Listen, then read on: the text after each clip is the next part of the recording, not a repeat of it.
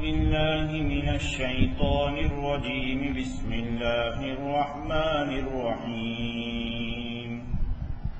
سبح لله ما في السماوات وما في الأرض وهو العزيز الحكيم. يا أيها الذين آمنوا لم تقولون ما لا تفعلون كبر مقتا عند الله أن تقولوا ما لا تفعلون. إن الله يحب الذين يقاتلون في سبيله صفا كأنهم بنيان مرصوص. وإذ قال موسى لقومه يا قوم لم تؤذونني وقد تعلمون أني رسول الله إليكم فلما زاغوا أزاغ الله قلوبهم والله لا يهدي القوم الفاسقين. وإذ قال عيسى ابن مريم يا بني إسرائيل إني رسول الله إليكم مصدقا لما بين يدي من التوراة ومبشرا برسول يأتي من بعد اسمه أحمد. فلما جاءهم بالبينات قالوا هذا سحر مبين. ومن أظلم ممن افترى على الله الكذب وهو يدعى إلى الإسلام والله لا يهدي القوم الظالمين. يريدون ليطفئوا نور الله بأفواههم والله متم نوره ولو كره الكافرون. هو الذي أرسل رسوله بالهدى ودين الحق ليظهره على الدين كله ولو كره المشركون. صدق اللہ العظیم. یہ سورہ صف مدنیہ ہے، یعنی اللہ کے رسول علیہ السلام مدینہ ہجرت فرما گئے، اس کے بعد نازل ہوئی ہے. اس صورت کے نازل ہونے کے لیے ایک شان نزول بھی ہے، مختلف روایات ہے. کچھ حضرات صحابہ کرام رضوان اللہ علیہم اجمعین آپس میں بیٹھ کر بات کر رہے تھے کہ اگر ہمیں پتہ چل جائے کہ اللہ کو سب سے زیادہ پسندیدہ عمل کون ہے، احب الاعمال، سب سے زیادہ محبوب عمل کون سا ہے اللہ کے یہاں، تو ہم اس کو اختیار کریں. اور بعض روایت میں ہیں کہ کچھ صحابہ نے یہ فرمایا کہ ہمیں پتہ چلے کہ سب سے محبوب ترین عمل اللہ کے نزدیک کون سا عمل ہے، اگر یہ ہمیں پتہ چلے تو ہم اس پر اپنا جان، اپنا مال، سب کچھ لٹا دیں. ایک روایت میں ہے ابھی صحابہ کرام اس کے متعلق بات چیت کر رہے تھے، اللہ کے رسول علیہ السلام نے ان سب کو نام بنام لے کر بلایا، جو صحابہ، اور پھر آپ نے فرمایا کہ تم لوگ اس کے متعلق بات چیت کر رہے تھے کہ اللہ کے دربار میں اللہ کو سب سے محبوب عمل کون ہے. پوری سورہ صف اللہ تبارک و تعالیٰ نے اللہ کے رسول علیہ السلام پر اس وقت نازل فرمائی اور آپ نے ان صحابہ کو سنائی، کیونکہ اللہ کے رسول علیہ السلام کو علم الغیب اگرچہ نہیں تھا، اللہ تبارک تعالیٰ نے غیب کی کچھ خبریں ہر نبیوں کو دی ہے، اور ان خبروں میں اللہ کے رسول علیہ السلام کو اور نبیوں کے مقابلے میں زیادہ دیا گیا، لیکن اصل تھا وہی کہ ادھر صحابہ بات چیت کر رہے ہیں، ایک عمل جاننے کی فکر میں ہیں، اور ادھر اللہ تبارک تعالیٰ اپنے نبی پر اسی وقت اسی چیز کے لیے وحی نازل کر کے رہبری فرما رہے ہیں.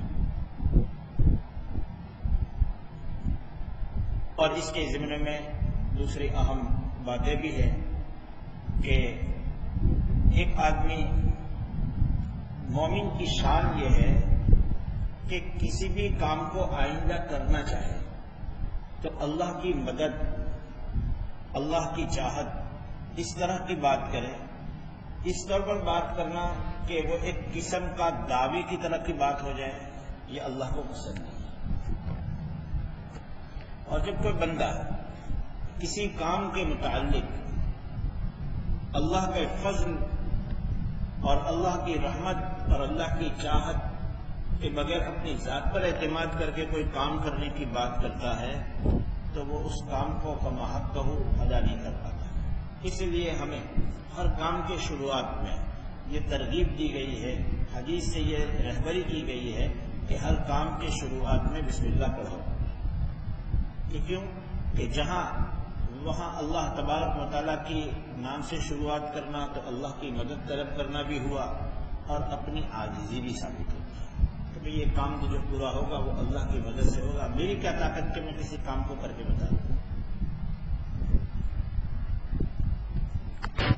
چنانچہ اللہ کے رسول علیہ السلام کے پاس مدینہ المنورہ میں ایک صاحب آئے اور کہا یا رسول اللہ میرے لیے آپ دعا فرما دیجئے اللہ میرا مال بڑھا دے، میرا مال بڑھ جائے گا، مجھے مالدار بنا دے گا تو میں بہت خیرات کروں گا۔ ایک تو یہ ہے کہ اللہ کے فضل سے میں بہت خیرات کروں گا، اس طرح کی بات نہیں، لیکن میں بہت خیرات کروں گا۔ آپ علیہ السلام نے فرمایا ثعلبہ تمہارے لیے میری ذات میں نمونہ کافی ہے کہ میرے پاس بہت مال نہیں، اللہ کے رسول کے پاس زیادہ مال نہیں تھا۔ واپس گئے، دوسری مرتبہ آئے، واپس گئے۔ پھر جب اللہ کے رسول علیہ السلام نے ان کے لیے دعا کی، مدینہ میں جس محلے میں وہ رہتے تھے وہاں رہنا مشکل ہو گیا، مدینہ سے باہر جانا پڑا۔ وہاں مشکل ہو گیا تو باہر پہاڑیوں کی گھاٹ بیچ میں وادی میں جانا پڑا اور دھیمے دھیمے 5 وقتہ نماز مسجد نبوی سے چھوٹی اور پھر جمعہ بھی چھوٹا، اور پھر جب اللہ کی طرف سے حکم زکوٰۃ نازل ہوا تو زکوٰۃ وصول کرنے کے لیے جن 2 صحابہ کو بھیجا تو انہوں نے اللہ کے رسول علیہ السلام کا وہ پروانہ اور وہ حکم سنائے تو اس نے کہا کہ میں تو مسلمان ہوں، مسلمان سے کیسا ٹیکس؟ یہ زکوٰۃ تو ٹیکس کی بہن ہے، جاؤ تم میں پھر دیکھتا ہوں۔ وہ آگے گئے، واپس آئے، واپسی میں پھر ملاقات کی لیکن پھر بھی وہی بات کری، اور ادھر وہ مدینہ آئے اور اللہ کے رسول صلی اللہ علیہ وسلم کو خبر دی کہ وَمِنْهُمْ مَنْ عَاهَدَ اللَّهَ لَئِنْ آتَانَا مِنْ فَضْلِهِ لَنَصَّدَّقَنَّ وَلَنَكُونَنَّ مِنَ الصَّالِحِينَ کہ بعض لوگ وہ ہیں جو اللہ سے عہد کر چکے ہیں کہ اگر اللہ ہمیں اپنے فضل سے مال دے گا تو ہم بہت خیرات کریں گے اور ہم اچھے آدمی میں رہیں گے۔ حضرت مفسرین نے لکھا ہے کہ یہاں انہوں نے اپنی ذات پر اعتماد کی بات کہی جو اللہ کو پسند نہیں ہے۔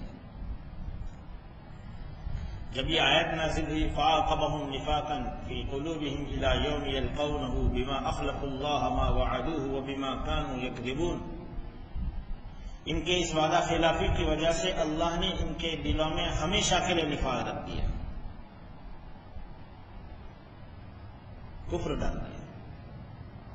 روایت میں ہے کہ ان کے قبیلے کے کچھ لوگوں نے جا کر کے خبر دی کہ تمہارے خلاف تو اللہ نے اپنے کلام میں آیت نازل فرمائی ہے۔ وہ اپنے سر پر مٹی ڈالتے ہوئے اللہ کے رسول صلی اللہ علیہ وسلم کی خدمت میں آئے کہ میری زکوٰۃ لیجیے کہ اللہ نے مجھے اب تمہاری زکوٰۃ سے منع کر دیا ہے۔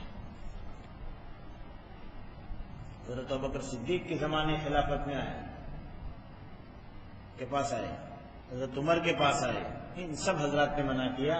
حضرت عثمان غنی رضی اللہ عنہ کے زمانے خلافت میں اسی کفر پر نفاق پر ان کی موت ہے، اس کی موت ہے۔ اس لیے اپنی ذات پر اعتماد کرنا اللہ کو پسند نہیں ہے، اسی لیے ہمیں تعلیم دی گئی ہے کہ جب کسی کام کے متعلق آئندہ کرنے کا کچھ ارادہ کیا جائے تو اس کے ساتھ انشاءاللہ کہا جائے،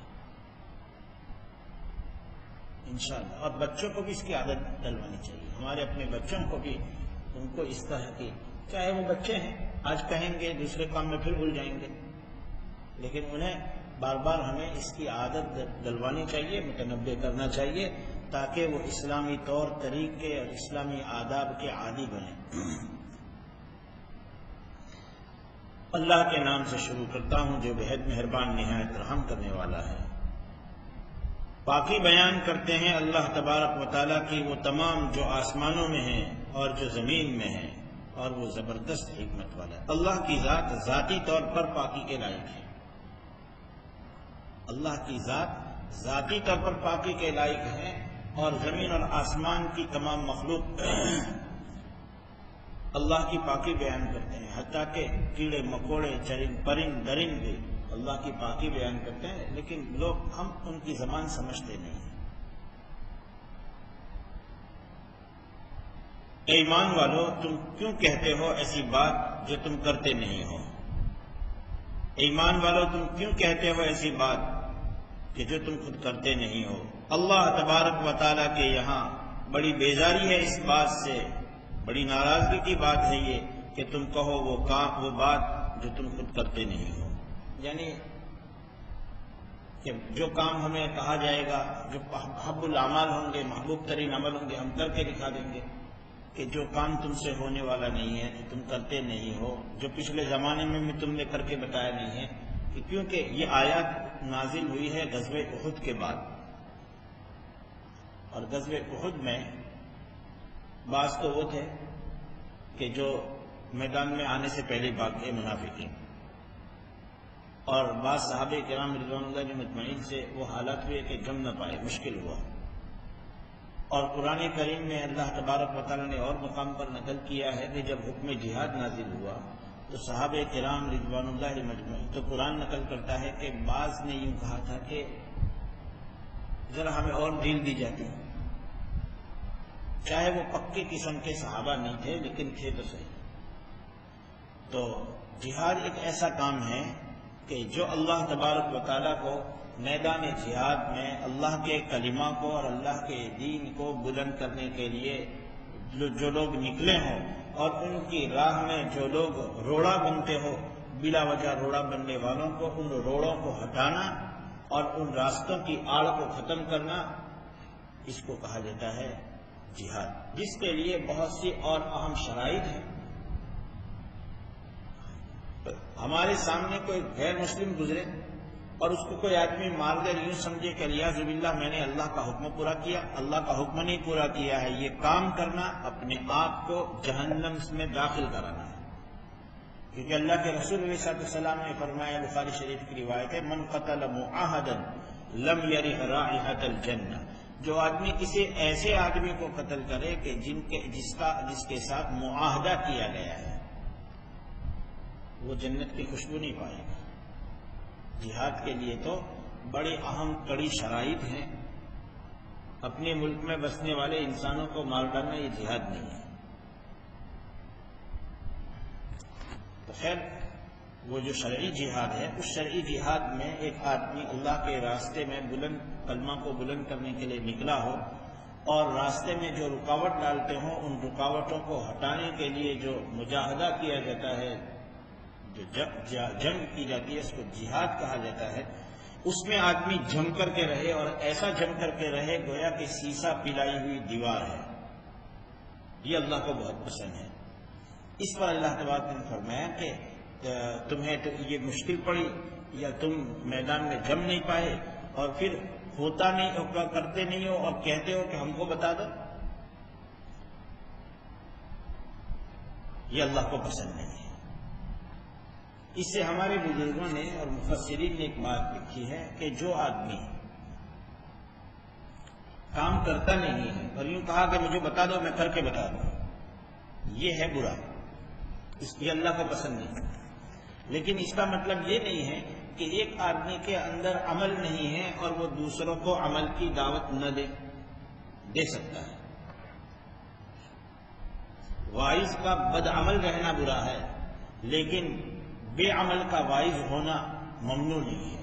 اگرچہ قرآن کریم میں دوسری جگہ پر اللہ تبارک و تعالیٰ نے یہ فرمایا ہے شروع پارے میں کہ تم کیوں ایسی باتوں کا حکم کرتے ہو، لوگوں کو بھلائی کا حکم کرتے ہو اور اپنے آپ کو بھول جاتے ہو، وَتَأْمُرُونَ النَّاسَ بِالْبِرِّ وَتَنْسَوْنَ أَنفُسَكُمْ وَأَنْتُمْ تَتْلُونَ الْكِتَابَ، یعنی ایک آدمی اللہ کے احکام کو جانتا ہے اور اللہ کے احکام پر عمل کرنے کی دوسروں کو دعوت دیتا ہے، اور اپنے آپ کو اس عمل سے بچاتا ہے اور اپنے آپ کو اس عمل کے میدان میں پیچھے کر دیتا ہے، یہ اللہ کو پسند نہیں ہے۔ لیکن یہاں جو بتایا جا رہا ہے وہ یہ ہے کہ ایک آدمی کوئی کام کرے نہیں اور یوں کہے کہ مجھے بتا دو، میں کر کے بتا دوں۔ یہاں صحابہ کرام رضوان اللہ مجمعین سے دعویٰ نہیں ہوا ہے کہ ہم کر کے بتا دیں گے، اپنی ذات پر اعتماد کرتے ہیں، لیکن جو ان کا انداز تھا اس انداز کی اللہ تبارک تعالیٰ تربیت فرما رہے ہیں کہ نہیں، اس طرح نہیں کرنا چاہیے۔ یقیناً اللہ تبارک و تعالیٰ پسند فرماتے ہیں ان لوگوں کو جو اس کے راستے میں لڑائی لڑتے ہیں صف بنا کر کے، گویا کہ وہ سیسا پلائی ہوئی دیوار ہے، کہ وہ دیوار کے جس میں سیسا پلا کر کے اس کو مضبوط بنایا گیا ہو، وہ دیوار اور وہ مکان گرنے سے محفوظ ہو جاتا ہے۔ کہ یعنی اللہ کے راستے میں اللہ کے کلمہ کو بلند کرنے کے لیے جب میدان عمل میں اور میدان جہاد میں آدمی پہنچے تو آپس میں ایک سے ایک مل کر کے ایسے کھڑے ہو جائے کہ جیسے وہ دیوار نہیں گرے گی، یہ بھی پیچھے نہیں ہٹیں گے۔ یہ اللہ کو بہت پسند ہے۔ اور حضرات صحابہ کرام رضوان اللہ مجمعین نے اللہ کے اس حکم کو جب جب موقع آیا، جب جب اللہ کے رسول علیہ الصلوۃ والسلام نے حکم دیا تو اس کو کر کے بتایا۔ صحابہ نے اپنے زمانے، اللہ کے رسول کے زمانے میں اور خلافت کے زمانے میں بھی یہ کر کے بتایا اور پوری دنیا میں اللہ کے کلمہ کو پہنچا دیا۔ اللہ تبارک و تعالی ہمارے نبی علیہ الصلوۃ والسلام کو، تمام انبیاء کو اور صحابہ کو اور ان کے بعد آنے والے جنہوں نے دین کو ہم تک پہنچایا، سب کو ان کے خدمت کے کما حق ہو بہترین بدلہ عطا فرمائے۔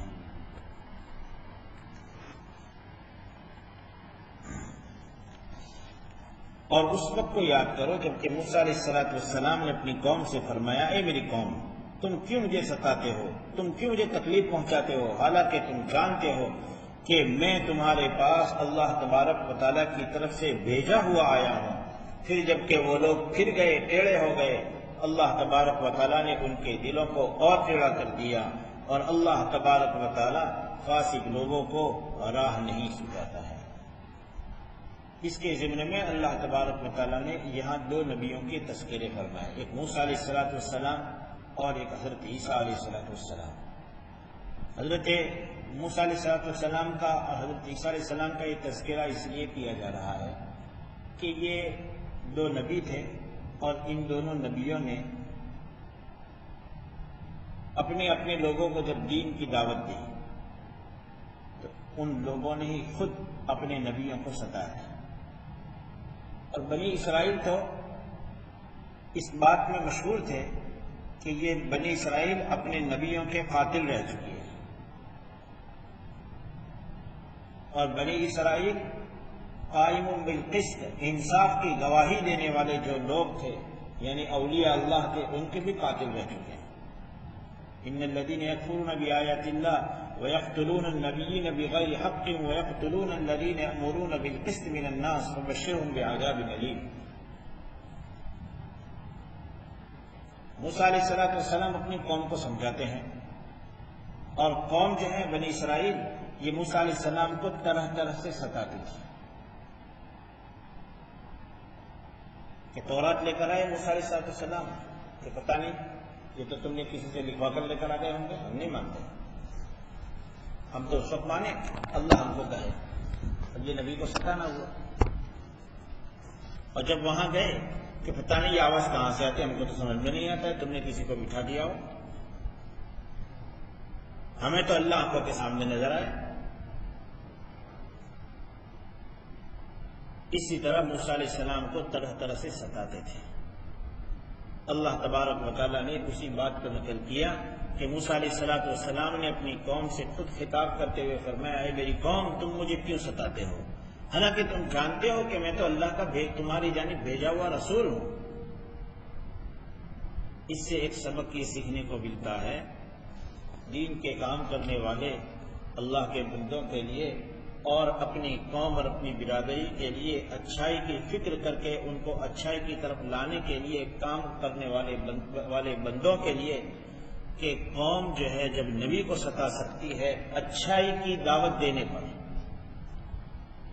موسیٰ علیہ السلام نے انہیں کوئی تکلیف نہیں پہنچائی تھی، یہ تو ہمارا عقیدہ ہے کہ انبیاء گناہوں سے معصوم ہوتے ہیں، لیکن اس کے باوجود بھی کون نبی کو ستاتی ہے؟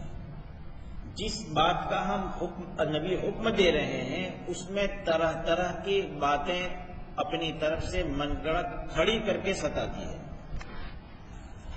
ایک آدمی کا قتل ہوا، موسیٰ علیہ السلام موجود ہیں، اس کا قاتل کون ہے پتہ چلنا چاہیے۔ اللہ نے حکم دیا ایک گائے ذبح کر کے ان کے بدن کو لگاؤ۔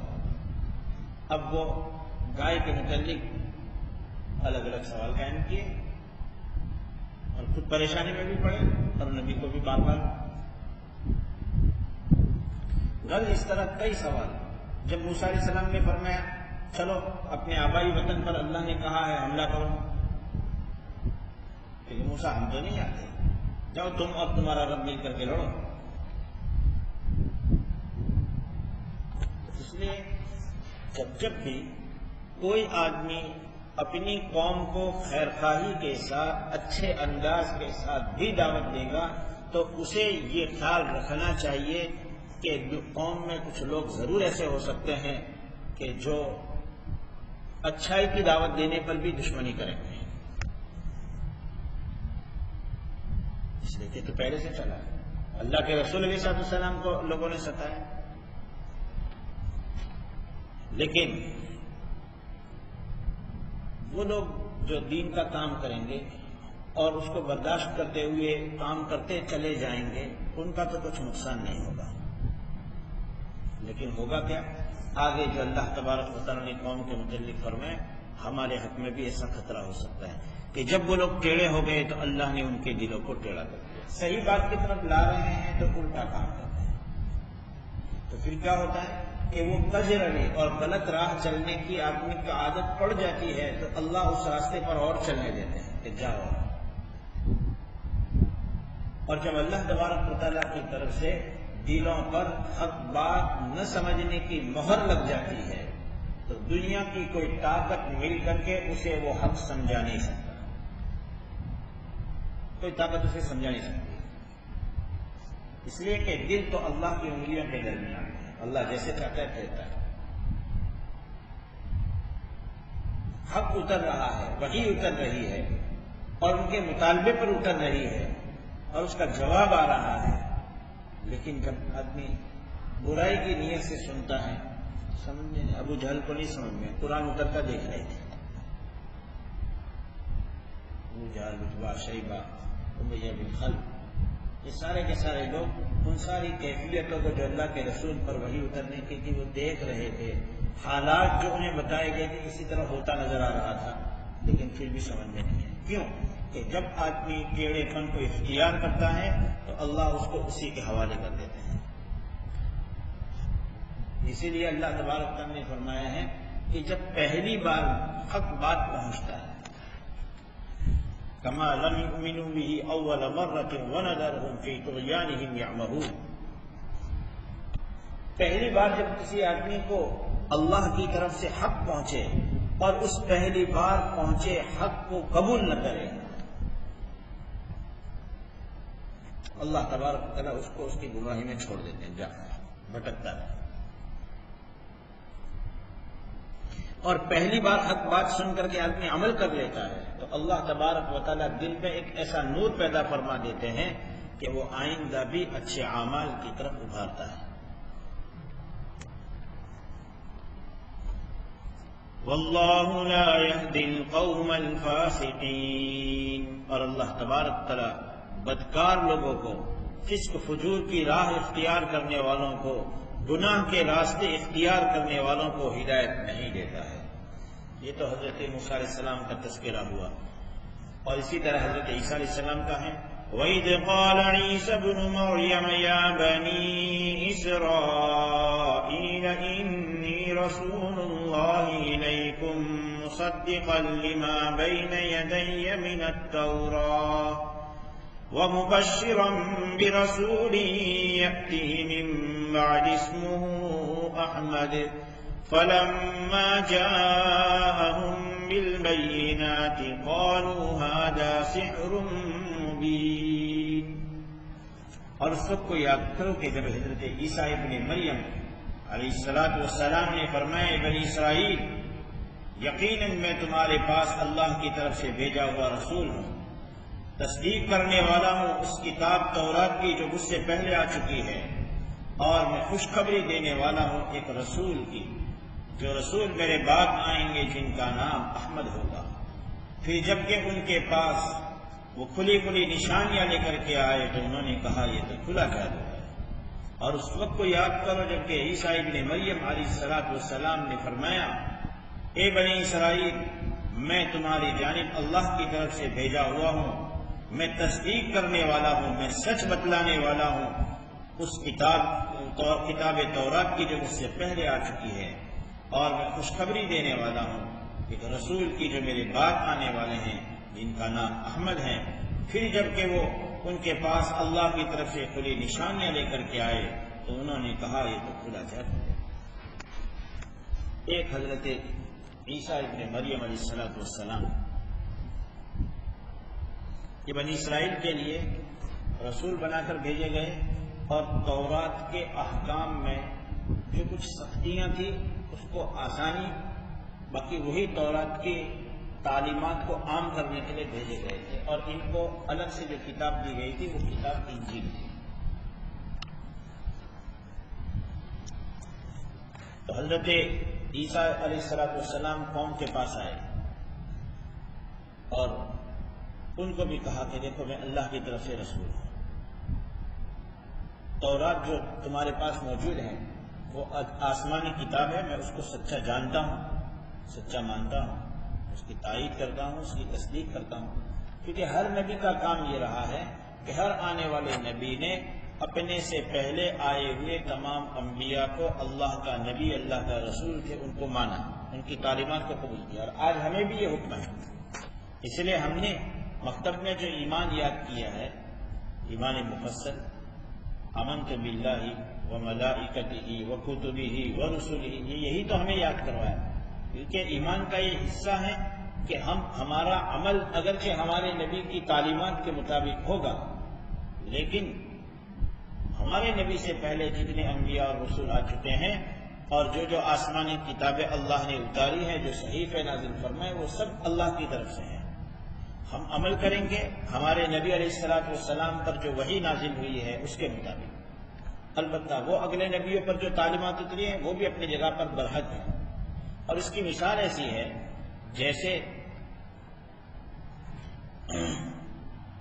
ایک آدمی کسی ڈاکٹر کے پاس اپنے علاج کے لیے جائے تو وہ بیمار کی بہت ہی بری حالت کو دیکھ کر کے شروع میں اس کی کمزوری کے دور کرانے کے لیے، پھر اس کے بعد کچھ بیماری کا علاج کرنے کے لیے، پھر اس کے بعد دوسرے اسٹیج پر بیماری اس کا علاج، پھر اس کے لیے دائمی بیماری سے ہمیشہ کے لیے ایک ڈوز لکھ دیتا ہے کہ بس یہ، حالانکہ یہ نہیں کہا جائے گا کہ یہ آخری ڈوز دیا، تو اس کا مطلب یہ کہ آخری نسخہ لکھ دیا تو اس کے پہلے کے 3-4 جو لکھے تھے یہ بیوقوف ہے، اس کو کچھ پتہ ہی نہیں چلتا، بیکار میں میرے پیٹ میں دوائیاں لا دی، کہ نہیں، بیمار بھی یہ سمجھتا ہے کہ پہلے میرے لیے یہی دوا اچھی تھی۔ یہ آسمانی تمام کتابیں جو ہیں وہ اپنے حکیم مالک اور رب اللہ کی طرف سے تمام لوگوں کے لیے جس وقت جو چیز ضروری تھی اسی کے اللہ تبارک نے رہبری فرمائی۔ آج ہمارے لیے یہ پورا قرآن اور اللہ کے رسول علیہ السلام کی سیرت اور آپ کی سنت ہے، لیکن اس کا مطلب یہ نہیں کہ وہ اگلی کتابیں غلط۔ تو اسی انداز سے حضرت عیسیٰ علیہ السلام نے بھی فرمایا کہ میں اپنے سے پہلے جو تورات آ چکی ہیں اس کی تصدیق کرتا ہوں، کیونکہ آپ کے خلاف ایک پروپیگنڈا لوگوں نے یہ بھی کیا تھا، اور بادشاہ وقت کو بھی اس پروپیگنڈا سے میں پھنسایا تھا کہ یہ جو بات آئے ہیں اور اپنے آپ کو نبی کہتے ہیں، یہ نبی نہیں ہے، یہ تورات کے دشمن ہیں اور تورات میں پھر بدل کرنے آئے ہیں۔ اللہ تبارک نے ان کی زبان پر یہی بات کہلوائی کہ میں تورات کی تصدیق کرتا ہوں۔ ایک ہے تصدیق اپنے سے پہلے آئے، اور ایک اپنے بعد آنے والے نبی کے متعلق کہ میرے بعد ایک نبی آنے والے ہیں جن کا نام احمد ہوگا، ان کی میں خوشخبری دیتا ہوں۔ آپ نے سب کو کہا، اور یہ قرآن کہہ رہا ہے۔ اب اگر کوئی یہ کہے کہ آج بائبل میں، انجیل میں یہ چیز کہاں ہے، چنانچہ آج کے بہت سے لوگوں نے اس کا انکار کر دیا کہ بائبل پہنے. تو پہلی بات تو یہ ہے کہ وہ بائبل جو حضرت عیسیٰ علیہ السلام پر اتری تھی وہ بائبل لا کر بتا دو. وہ تو الگ زبان میں تھی، یہ تو اس کا گجراتی ٹرانسلیٹ ہے، انگلش ٹرانسلیٹ ہے. اصل بائبل تو کوئی گجراتی اور انگلش میں آئی نہیں تھی. جو بائبل، جو انجیل حضرت عیسیٰ علیہ السلام کو دی گئی تھی، جو تورات حضرت موسیٰ علیہ السلام کو دی گئی تھی، اس تورات میں آخری نبی حضرت محمد مصطفیٰ صلی اللہ علیہ وسلم کی نشانیوں کو اللہ نے بیان فرمایا تھا. چنانچہ اس کے شواہد موجود ہیں.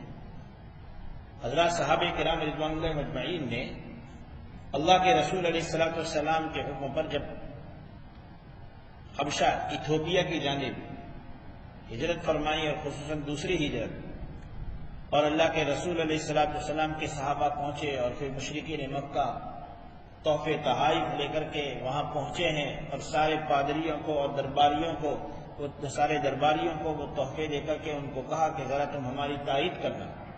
رشوت کا زمانہ آج سے نہیں چلتا ہے، پہلے سے ہی چلا ہے. اس لیے اللہ کے رسول علیہ السلام نے بھی فرمایا تھا کہ رشوت لینے والا دینے والا دونوں جہنم میں. بہت سخت چیز ہے. اس لیے کہ اگر کسی علاقے کو صحیح ترقی دینی ہے تو اس کو رشوت سے پاک کرنا ہوگا. اب تو بات ایسی ہو گئی بات بات میں کہ رشوتیں بہت ہیں لیکن اس کا نام بھی بدل دیا. نام بدلنے سے چیز نہیں بدلتی. ہماری گجراتی میں کلمات استعمال ہونے لگتے ہیں کہ ہم نے تو ویوہار کیا ہے اس کے ساتھ، اس افسر کے ساتھ. ویوہار کا مطلب ہے کہ حسن سلوک. گجراتی کا یہ لفظ اگر اس کا اردو کریں تو یہ حسن سلوک، حسن سلوک ہے. اس رشوت کو اگر حسن سلوک کہیں گے، ہم نے ان کے ساتھ اچھائی کا ایک برتاؤ کیا ہے، اس کے کہنے سے وہ حقیقت نہیں بدلتی ہے. تو جب بادشاہ کے دربار میں حضرت ابو جعفر پہنچے ہیں اور بادشاہ کے سامنے جو اسلام کی خوبیاں اور اللہ کے رسول صلی اللہ علیہ وسلم کی تعلیمات کو بیان فرمایا، اس وقت شاہ حبشہ نجاشی نے خود کہا تھا کہ ہاں میں گواہی دیتا ہوں کہ یہ وہ نبی ہیں جن کے متعلق حضرت عیسیٰ علیہ السلام نے جیسی خبر دی ہے وہ یہی وہ نبی ہے. میں مانتا ہوں. وہ آسمانی کتاب کے نجاشی بادشاہ عالم تھے. انہوں نے وہی بات کہی کہ عیسیٰ علیہ السلام نے جو خوشخبری دی ہے یہ وہی نبی ہے، اور ان کے پاس جو وحی لینے کو لے کر جبرائیل آتے ہیں یہ وہی ہیں جو حضرت موسیٰ علیہ السلام کے پاس آیا کرتے ہیں. یہ تھے ایک عیسائی اور بادشاہ اور عالم تھے. ان کی تاریخ جس سے پتہ چلتا ہے کہ انہوں نے کہا تھا. حضرت نبی کریم علیہ السلام ہجرت فرما کر مدینہ المنورہ گئے ہیں، اور حضرت عبداللہ بن سلام رضی اللہ تعالیٰ عنہ جو یہود کے بڑے علماء میں تھے، انہوں نے بھی اللہ کے رسول علیہ السلام کے متعلق کہا کہ یہ وہی نبی ہیں جن کے متعلق تورات میں جو نشانیاں لکھی گئی ہیں، یہ نبی، اس نبی پر ساری نشانیاں پوری ہو رہی ہیں. اسی طریقے سے حضرت زید بن ثانہ رضی اللہ تعالیٰ عنہ اسلام قبول کرتے ہیں. اپنے اسلام قبول کرنے سے پہلے اللہ کے رسول علیہ السلام کی خدمت میں حاضر ہوتے ہیں، اور آپ علیہ السلام کے روئے مبارک کو، چہرے انور کو دیکھ کر کے ہی سمجھ جاتے ہیں کہ جو علامتیں، جو نشانیاں، جو خوشخبریاں ہماری کتاب تورات میں دی گئی تھی وہ سب کی سب اس نبی کے چہرے پر پوری ہو رہی ہے. سوائے یہ کہ جب ان کے ساتھ کوئی بدتمیزی کا برتاؤ کرے گا تو یہ درگزر کریں گے، کوئی نادانی کا برتاؤ کرے گا تو یہ اس کے ساتھ برداشت کا معاملہ کریں گے. یہ چہرہ دیکھ کر پتہ چلنے والی چیز نہیں ہے. آدمی پریکٹیکلی کوئی معاملہ کرے تو پتہ چلتا ہے. تو انہوں نے اللہ کے رسول علیہ السلام سے قریب رہ کر کے اللہ کے رسول نے ان کے ساتھ ایک معاملہ کیا، اور ٹائم سے پہلے پھر مطالبہ کرنے کے لیے آئے.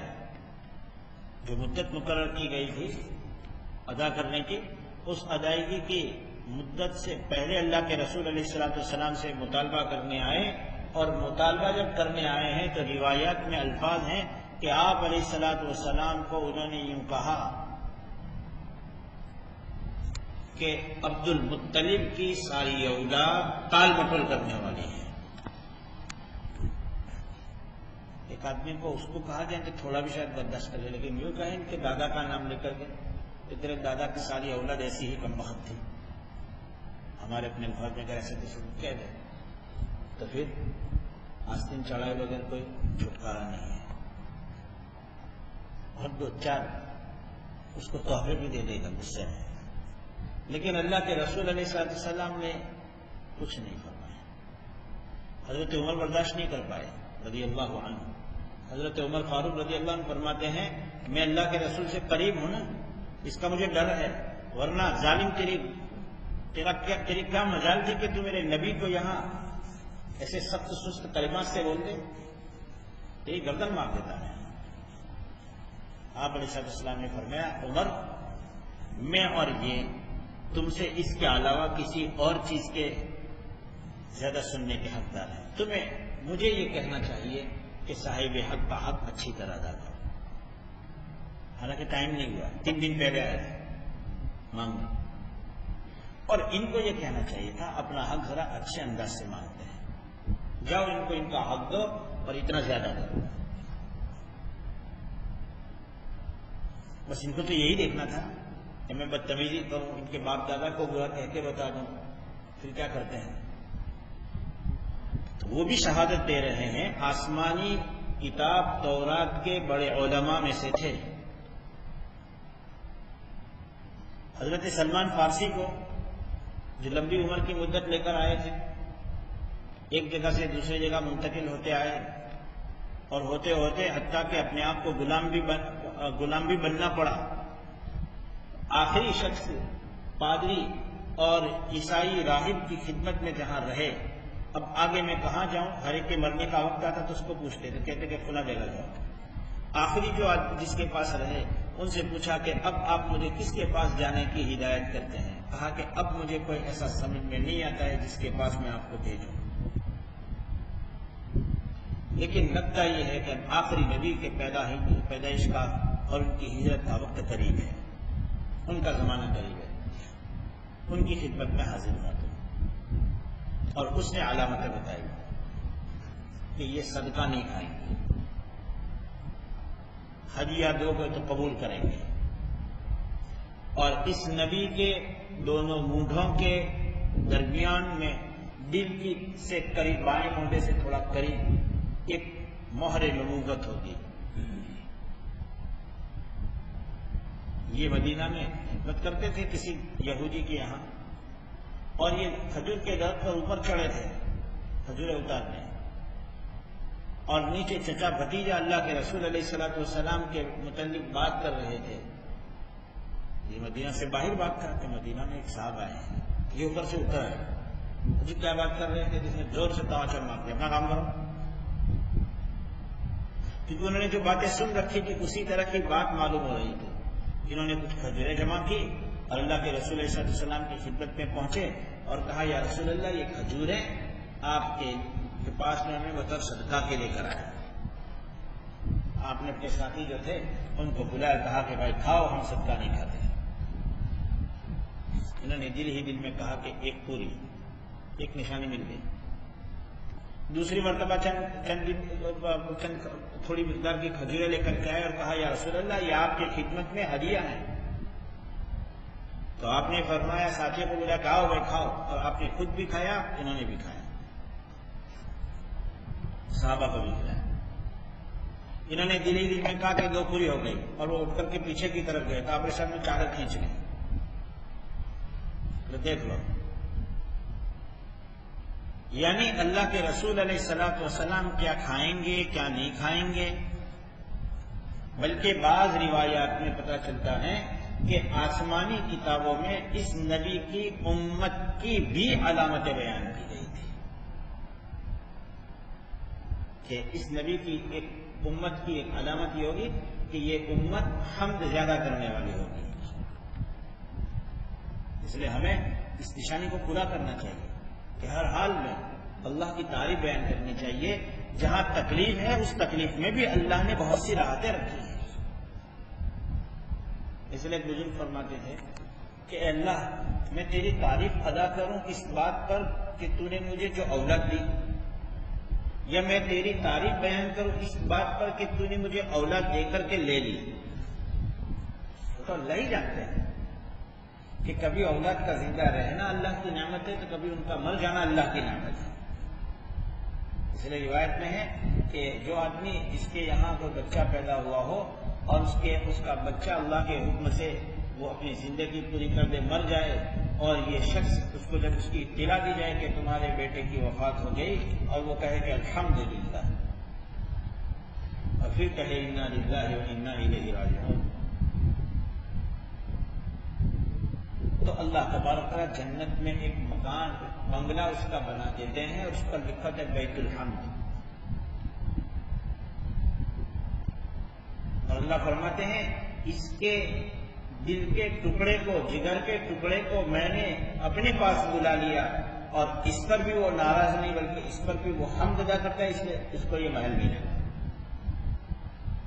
تو کسی بچے کی پیدائش پر غم تو ہوتا ہے، اس پر حمد کا کیا معنی ہے؟ اس کی یہی توجہ ہے کہ اس تکلیف میں ہمارے ایک بندہ ہونے کے ناطے سے ہر باپ کو اپنے بڑھاپے کا ایک ظاہری طور پر راحت کا سامان اولاد ہوتی ہے، لیکن اس میں رہنے میں راحت ہے کہ اس کے جانے میں راحت ہے وہ اللہ ہی زیادہ جانتے ہیں. تو ساری کی ساری علامتیں اللہ تبارک و تعالیٰ نے اپنے نبی کے متعلق آسمانی کتابوں میں بتائی تھی. اسی طرح کی علامتیں کچھ تورات اور انجیل میں بھی موجود تھی. اس لیے ایسے نبی کی امت میں اللہ نے ہمیں پیدا فرمایا کہ جن کے متعلق اللہ تبارک نے بہت پہلے سے لوگوں کو باخبر کیا ہے. اللہ تبارک تعالیٰ ہمیں اپنے نبی کی نبوت پر سچا اور پکا عملی طور پر یقین عطا فرمائے. ایک مسئلہ یہ ہے کہ کبھی کوئی آدمی تجارت کی نیت سے کوئی جائیداد، زمین، مکان خریدتا ہے. کبھی ایسے حالات آ جاتے ہیں کہ خریدنے کے زمانے میں قیمتیں اچھی چلتی تھی اور پھر دنیا میں حالات بدلتے رہتے ہیں. اس کی اپنی نیت اپنی جگہ پر باقی ہے کہ کوئی خریدار آ جائے، مناسب قیمت جو مجھے مل جائے تو میں تو فروخت کر ہی دوں گا، لیکن بکا نہیں. اور ایسی حالت میں پڑے رہنے کی حالت میں 2-4 سال، چند سال گزر گئے، تو اس کو ہر سال کی زکوٰۃ دینی ہے. اور دینے کے لیے جتنی لاکھ میں جتنے روپیے میں خریدا ہے، بطور مثال کے اگر اس نے 10 لاکھ کی زمین خریدی تھی بیچنے کی نیت سے، دوسرا سال پورا ہوا، مارکیٹ میں بکا اگرچہ نہیں لیکن مارکیٹ میں اس کی قیمت لوگ کرتے رہے 12 لاکھ، تو اس کو زکوٰۃ دینی ہے 12 لاکھ کی. دوسرا سال آیا، حالات اور بگڑے کہ اب وہ جو 10 لاکھ کی خریدی ہوئی زمین تھی، ایک مرتبہ میں 12 میں گاہک آیا تھا لیکن اس کے دل میں تھا میں تو 15 میں بیچوں گا، اس لیے نہیں بیچا. اب دوسرے سال میں گاہک آیا، وہ کہہ رہا ہے 11 لاکھ میں، اس سے اوپر تو کوئی بولنے کے لیے تیار نہیں، تو اب 11 کی قیمت سے زکوٰۃ ہوگی. اور یہی حال رہا. اب کبھی ایسا آدمی نیت کر لیتا ہے کہ چلو اس کو بیچ کر کے ہم اپنا ایک مکان بنانا ہے، یا مکان ہے اس کو ریپیئر کر کے اور اچھا بنانے کا ہے، تو اس کو بیچیں گے، اس کا پیسہ وہاں لگائیں گے. لیکن ابھی بیچا نہیں ہے، اور بیچے تب اس مکان کی مرمت میں پیسہ لگائے، بکا نہیں ہے اور اس میں 1 سال گزر گیا، تو پھر زکوٰۃ آئے گی جتنی ویلیو ہوگی اتنی. کبھی آدمی ایسی نیت کر لیتا ہے کہ بیچ دیں گے اور حج میں جائیں گے، وہ پیسہ حج میں لگائیں گے، یا بچے کی شادی میں لگا دیں گے. لیکن ایسا ہوتا نہیں ہے، نہ حج میں ہوا پاتا ہے، نہ بچے کی شادی ہوتی ہے، اور وہ نہ پلاٹ بکا ہے، لیکن بیچنے کی نیت باقی ہے. تو بھی ایسی صورت میں مارکیٹ میں جتنی اس کی ویلیو چلتی ہوگی اس کی وہ زکوٰۃ اس کو حساب کر کے نکالنی ہوگی، نہ خرید قیمت پر اور نہ میں چاہتا ہوں وہ قیمت پر. ایک آدمی چاہتا تو ہے کہ میں نے 10 میں خریدا ہے، میں نے تو نیت کی تھی کہ 5 لاکھ نفع لے کر کے آئے گا تب بیچوں گا، بیچنا تو ہے ہی مجھے، تو نہ 15 کی، نہ 10 کی، نہ 15 کی، بلکہ ہر سال میں حساب زکوٰۃ کا کرنے کا جو دن، جو وقت ہے، اس وقت میں اس کی مارکیٹ میں جو قیمت چلتی ہوگی اس قیمت کا زکوٰۃ آئے گی. اللہ توفیق عطا فرمائے. یا ارحم الراحمین یا اکرم الاکرمین یا راحم المساکین یا ذا القوة المتین۔ اللهم صل علی محمد النبی الامی وعلى آلہ وسلم تسلیما۔ ربنا ظلمنا انفسنا وان لم تغفر لنا وترحمنا لنکونن من الخاسرین۔ الہ العالمین، اپنی مرضیات پر چلنے کی ہم سب کو توفیق عطا فرما دیجیے، اپنی نامرضیات سے ہم سب کی پوری پوری حفاظت فرما دیجیے، اپنے ناراضگی کے کاموں سے ہمیں بچا لیجیے۔ الہ العالمین، اپنی رضامندی کے کاموں کی ہمیں توفیق عطا فرما دیجیے، ہمیں جنت اور جنت کے قریب لے جانے والے ہر قول و عمل کی توفیق عطا فرما دیجیے، ہمیں جہنم سے بچا لیجیے اور جہنم سے قریب لے جانے والے ہر قول و عمل سے، ہر بات سے، ہر کام سے بچا لیجیے۔ الہ العالمین، ہماری اور ہماری نسلوں کی پوری پوری حفاظت فرما دیجیے۔ الہ العالمین، ہمیں ایمان اسلام پر زندگی گزارنے کی توفیق عطا فرمائیے اور ایمان پر ہم سب کو موت عطا فرما دیجیے۔ الہ العالمین، جب تک ہمارے لیے جینے میں خیر ہو، ہمیں عافیت کے ساتھ زندہ رکھیے، اور جب ہمارے لیے موت میں اور مرنے میں خیر ہو تو ہمیں ایمان پر سلامتی کے ساتھ اپنے دربار میں حاضری نصیب فرما دیجیے۔ الہ العالمین، اپنی فرما بردار بندوں میں ہمیں شامل فرما دیجیے، اپنے صبر کرنے والے بندوں میں، اپنے دربار میں رات میں اٹھ کر معافی مانگنے والے بندوں میں اور حق کی عبادت ادا کرنے والے بندوں میں ہمیں شامل فرما لیجیے۔ الہ العالمین، اپنے مقبول بندوں میں شامل فرما لیجیے۔ الہ العالمین، ہماری زندگی کا بہترین دن ہماری زندگی کے آخری دنوں کو بنا دیجیے، اور ہماری زندگی کی آخری وہ گھڑی جس میں آپ کے دربار میں حاضری ہو رہی ہو، اس کو زندگی کی بہترین گھڑی بنا دیجیے۔ ہمارے وہ اعمال نامہ جس پر بند ہو رہا ہو، جس عمل پر ہمارا اعمال نامہ بند ہو، اس عمل کو ہماری زندگی کا بہترین اخلاص والا عمل بنا دیجیے۔ الہ العالمین، ہمارے دلوں کو کفر سے، نفاق سے، شقاق اور دشمنی سے، حسد، بغض، کینہ، عداوت سے پاک اور صاف فرما دیجیے۔ ہماری آنکھوں کو خیانت سے پاک فرما دیجیے، ہمارے عملوں کو ریاکاری سے پاک فرما دیجیے۔ الہ العالمین، ہمیں ایسا بدن عطا فرما دیجیے جو آپ کے احکام کی بجاوری میں مولا کریم مددگار بنے۔ مولا کریم، ہمارے کانوں کو صحیح سالم رکھیے، ہمارے بدن کی تمام طاقتوں کو ہمارا وارث بنائیے۔ مولا کریم، ہماری طاقتوں کو باقی رکھیے یہاں تک کہ ہم آپ کے دربار میں آئیں۔ مولا کریم، اور ان ساری طاقتوں کو اپنی فرما برداری پر لگانے کی توفیق عطا فرما دیجیے۔ مولا کریم، ہم آپ سے دنیا کی بھلائی اور آخرت کی بھلائی مانگتے ہیں، ہمیں جہنم کے عذاب سے بچا لیجیے۔ الہ العالمین، ہدایت کے ملنے کے بعد گمراہی سے ہماری اور ہمارے ماں باپ، بیوی بچوں اور ہمارے نسلوں کی، ہمارے دوست احباب کی اور پوری امت مسلمہ کی حفاظت فرما دیجیے۔ الہ العالمین، آپ ہماری اور ہم سے پہلے ایمان کے ساتھ آپ کے دربار میں آئے ہوئے تمام بندوں کی مغفرت فرما دیجیے، ہمارے دلوں کو کینوں سے پاک فرما دیجیے۔ الہ العالمین، ہمیں مشرکین کے لیے، کافرین کے لیے تخت مسکن بنائیے، ہم سب کی مغفرت فرما دیجیے۔ الہ العالمین، ہم کو اور ہماری ذریت اور اولاد کو نماز کا قائم کرنے والا بنا دیجیے۔ مولا کریم، ہماری اور ہمارے ماں باپ کی اور تمام اہل ایمان تیرے بندوں اور بندیوں کی پوری پوری مغفرت فرما دیجیے۔ حساب کے دن ہمیں معاف فرما دیجیے۔ مولا کریم، حساب یسیر لے لیجیے، بلا حساب کتاب جنت نصیب فرما دیجیے، اور اگر آپ حساب لینا چاہیں مولا کریم، پردے کے پیچھے حساب یسیر لے لیجیے۔ الہ العالمین، آپ نے دنیا میں ستاری کا معاملہ فرمایا ہے، آخرت میں بھی ستاری کا معاملہ فرما دیجیے۔ مولا کریم، دنیا میں آپ نے ایسی زندگی عطا فرمائی ہے کہ لوگ ہمیں اچھا سمجھتے رہے، مولا کریم آخرت کے میدان میں بھی آپ ہمیں اچھا مان لیجیے مولا کریم، اور اچھا مان کر مولا کریم ہمیں اپنے فضل و کرم سے جنت عطا فرما دیجیے۔ مولا کریم، عذاب قبر سے، دنیا کے فتنے سے، موت کے فتنے سے، دجال کے فتنے سے ہماری اور ہماری نسلوں کی، ہمارے بیوی بچوں کی، ہمارے بھائی بہنوں کی اور ہمارے اعزاء اور اقرباء کی، امت مسلمہ کی حفاظت فرما دیجیے۔ مولا کریم، عذاب قبر سے بچا لیجیے، اعمال نامہ داہنے ہاتھ میں عطا فرما دیجیے، بائیں ہاتھ میں پیٹھ کے پیچھے ملنے سے ہماری حفاظت فرما دیجیے۔ مولا کریم، حرمین شریفین کی حفاظت فرما دیجیے، مسجد اقصیٰ کی رہائی کی شکل اور صورت پیدا فرما دیجیے۔ مولا، ہماری مکاتب قرآنیہ، مدارس عربیہ، مولا کریم ہماری یہ مساجد، تبلیغی مراکز اور بزرگوں کی خانقاہیں اولیاء کریم جس طرح پہلے آباد تھی اس سے بہتر انداز پر آباد کرنے کی آپ ہی طاقت رکھتے ہیں۔ مولا کریم اس بیماری کو ختم فرما کر مولا کریم اسی طرح بلکہ اس سے بہتر طریقے سے ان تمام مراکز کو شعائر کو آباد فرما دیجئے۔ مولا کریم آباد فرما دیجئے ہماری مساجد کو۔ مولا کریم بیماری کو ختم فرما کر مولا کریم ہمارے مصلیوں سے بھر دیجئے۔ مولا کریم ہمارے مصلیوں سے بھر دیجئے۔ مولا کریم ہمارے محلوں کی حفاظت فرما دیجئے۔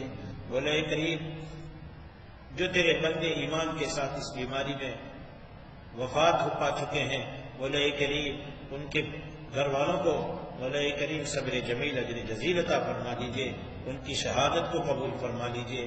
مولا کریم جو اس بیماری میں پریشان حال ہیں مولا کریم اگر آپ نے ان کے لیے زندگی میں بہتری رکھی ہے ان کو اس بیماری سے اور اس طرح کی مہلک امراض سے شفاء کاملہ عاجلہ مستمرہ عطا فرما کر ان کو اور ان کے اہل خانہ کو مولا کریم ان کے متعلقین اعزاء اقرباء کو سکون عطا فرما دیجئے۔ مولا کریم اور اگر ان کے حق میں وفات ہی آپ کے علم میں خیر ہے مولا کریم ان اس بیماری کو اور اس طرح کی مہلک امراض کو ان کے لیے پاکیزگی کا ذریعہ بنا کر ان مولا کریم ایمان کی سلامتی کے ساتھ ان کو اپنے دربار کی حاضری نصیب فرما دیجئے۔ مولا کریم اس مہلک مرض سے اور اس طرح کی مہلک بیماریوں سے تمام اہل اسلام کی مولا کریم تمام تیرے بندوں کی پوری حفاظت فرما دیجئے۔ مولا کریم جو پریشان حال ہیں ان کی پریشانیوں کو دور فرما دیجئے۔ مولا کریم جو بیمار ہیں ان کو اپنی بیماریوں سے شفا عطا فرما دیجئے، جو مقروض ہیں ان کو اپنے قرضوں سے سبکدوشی نصیب فرما دیجئے۔ مولا کریم جو کسی ایسی پریشانی میں مبتلا ہیں جو کسی کو کہہ نہیں سکتے ہیں مولا کریم آپ ضرور جانتے ہیں ان کو چھٹکارا نصیب فرما دیجئے۔ جو ناحق قیدوں میں ماخوذ ہیں مولا کریم ان کو عزت کے ساتھ رہائی نصیب فرما دیجئے۔ مولا کریم ماہ مبارک کی قدردانی کی ہمیں توفیق عطا فرما دیجئے۔ مولا کریم جن کا ہم پر ایمانی علمی جانی مالی کسی طرح کا احسان ہے مولا کریم تمام محسنین کو ان کے احسان کا بہترین بدلہ عطا فرما دیجئے۔ مولا کریم ان کی دنیاوی جائز تمناؤں کو پورا فرما دیجئے۔ جنہوں نے ہم کو دعا کے لیے کہا ہے لکھا ہے کہتے رہتے ہیں جو ہم سے آرزومند ہیں ان تمام کی تمام دنیاوی جائز تمناؤں کو پورا فرما دیجئے۔ حضرت نبی کریم علیہ السلام نے جتنی خیر مانگی ہے ہم آپ سے پوری امت اپنے لیے اور پوری امت کے لیے مانگتے ہو خیر نصیب فرما دیجئے۔ جن برائیوں سے پناہ چاہیے پناہ کلی نصیب فرما دیجئے۔ وصلی اللہ علی نبی محمد وآلہ وصحبہ اجمعین۔ السلام علیکم۔